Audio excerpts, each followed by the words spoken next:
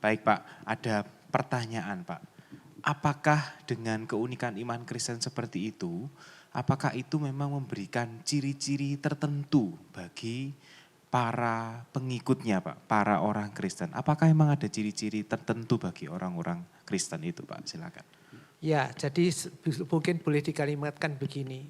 Apa buktinya kalau saya itu pasti masuk surga?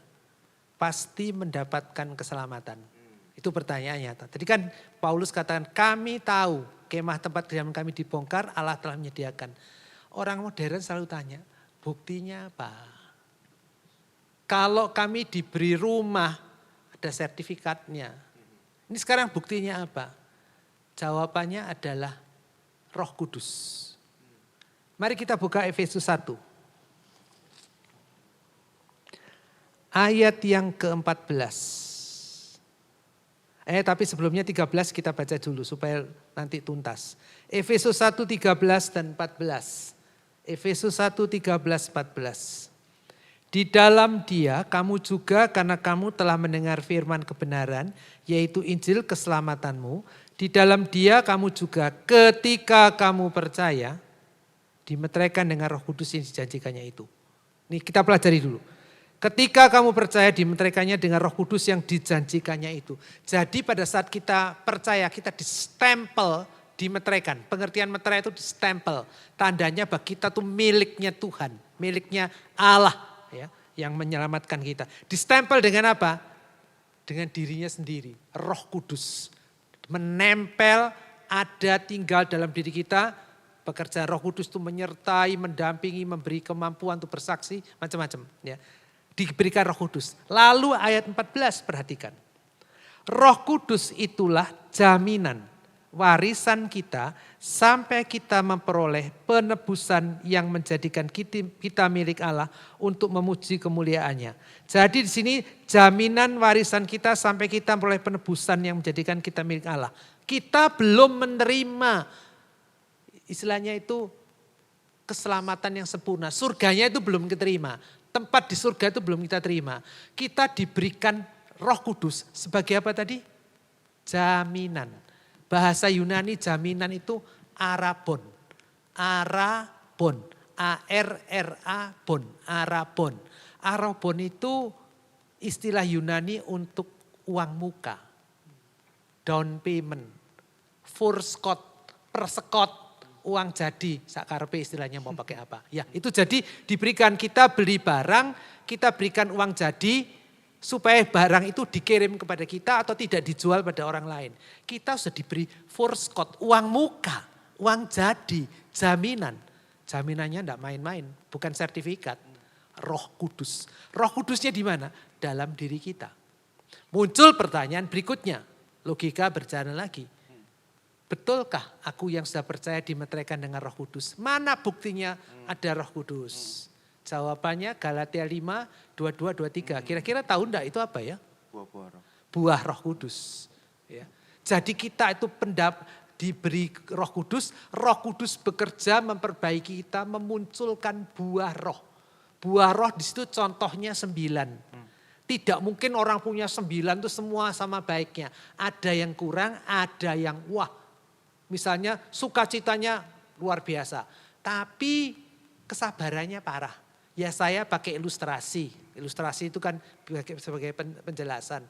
Kalau kita kenal buah mangga, karena dulu saya punya pohon mangga di rumah, itu pada waktu sudah berbunga muncul buahnya. Pentil, orang bilang cilik. Ya, sering dilempari batu supaya jatuh pentil. Tidak bisa dimakan, tapi buah setengah matang, kemampu. Biasanya anak muda suka untuk rujaan, katanya enak, manis-manis, kecut. Lalu matang, manis sekali.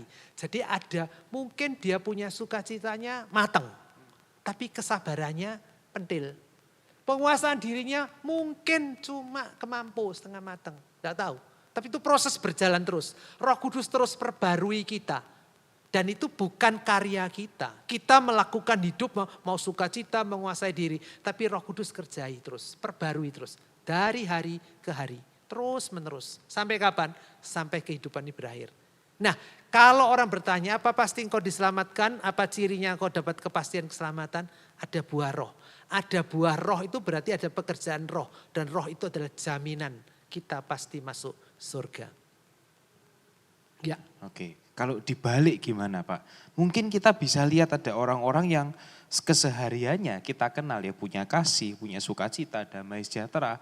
Tapi apakah dengan itu semua kita tahu di dalamnya itu ada jaminan Roh Kudus itu? Atau lebih lagi dia itu memang sudah sola fide terhadap gracia yang diberikan Tuhan? Tentunya pertanyaannya harus mundur dulu ya. Seperti yang dikatakan tadi, dia orang percaya Yesus atau tidak?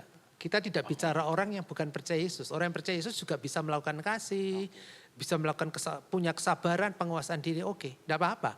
Ya, mereka itu memiliki itu karena memang mereka mau melakukan itu dan punya itu, silahkan. Tapi kita bicara konteks Kristen. Dalam kekristenan berarti dia sudah percaya Yesus mestinya. Kalau sudah percaya Yesus, nah kita melihat ada karya Roh Kudus, yaitu buah roh. Jadi mau ditarik mundur pun tidak soal. Apakah itu kepura-puraan, itu proses. Ya, tadi seperti kita mendapat pertanyaan, mengasihi musuh itu bagaimana? Itu melalui proses. Dan itu proses itu terus berjalan ke depan. Yang tidak pernah bisa berhenti. Jangan mengatakan mengasihi musuh tidak bisa. Kalau Yesus mengasihi musuh, ampunilah mereka. Ya kita tidak heran karena dia Tuhan. Stefanus bisa. Bapak jangan tanggungkan semua ini atas mereka. Jadi kita sebenarnya bisa. Kenapa bisa? Ada firman yang terus mengingatkan, ada Roh Kudus yang terus bekerja dalam diri kita. Proses. Jadi orang Kristen tuh terus dalam proses perjuangan mentaati Roh Kudus. Masalahnya enggak taat kepada Roh Kudus tuh. Jadi Roh Kudus bekerja. Mungkin ada tanya, lu kok harus mentaati? Coba buka Roma 8:13. Roma pasal 8 ayat 13. Tolong saudara sastra bacakan. Roma 8:13. Roma 8:13, tapi ini masih dengan TB1. Sebab jika kamu hidup menurut daging, kamu akan mati. Tetapi jika oleh roh kamu mematikan perbuatan-perbuatan tubuhmu, kamu akan hidup. Oleh roh kamu mematikan perbuatan tubuhmu. Oleh roh kamu mematikan perbuatan tubuhmu. Jadi roh itu bekerja, tapi kita mesti apa? Ada niatan untuk mematikan keinginan tubuh. Karena kerap sekali kita itu kalau pakai istilah Efesus tuh mendukakan Roh Kudus Allah. Istilah Tesalonika memadamkan pekerjaan roh. Masalahnya tidak taat. Karena apa? Harga diri kita, ego kita, kepentingan kita tersentuh. Ya, kita berkata misalnya soal mengampuni. Semua bisa kumaafkan kecuali satu itu. Nah itu harga diri kita yang masih kuat. Oke, baik. Terima kasih Pak.